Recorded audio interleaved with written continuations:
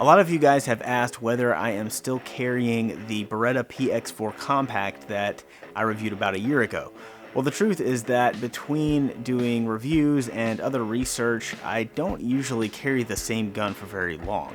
I still think the PX4 is a great gun and I wouldn't hesitate to recommend it, but I have not been carrying it. For the last few months, I've actually been carrying a Smith Wesson 3953.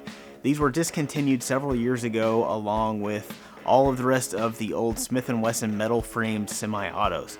Unlike most of those guns, this one is double action only instead of double action single action. It's a compact single stack 9mm with an 8-round magazine.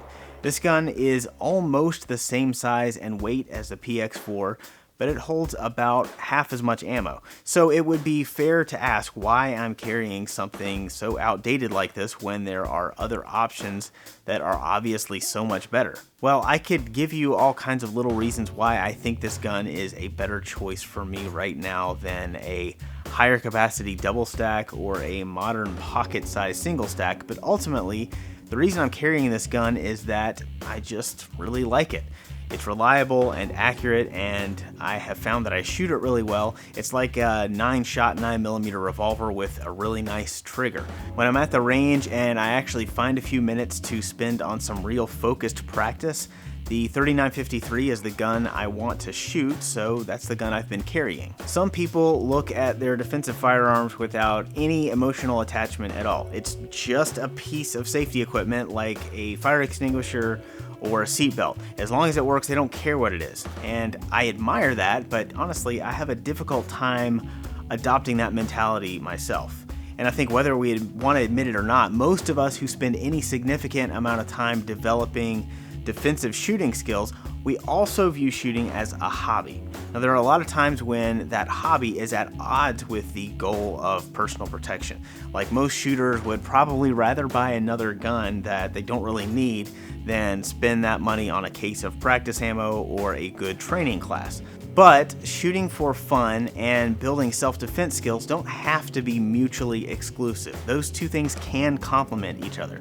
In the case of your carry gun, for example, if you enjoy shooting that gun, you're going to be a lot more likely to be motivated to practice with it.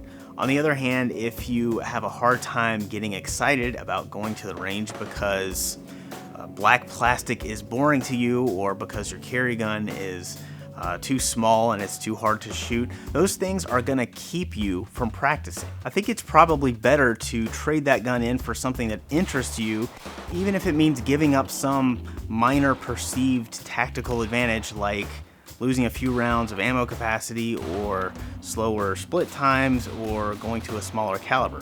Or, if covering your gun with a fuchsia leopard print Cerakote is going to get you excited about taking it to the range, that might be money well spent too. I certainly have some opinions about what kind of guns are going to be ideal for most people, but I'm willing to ignore a lot of that stuff as long as the gun is reliable and safe and it helps to motivate somebody to be a better shooter.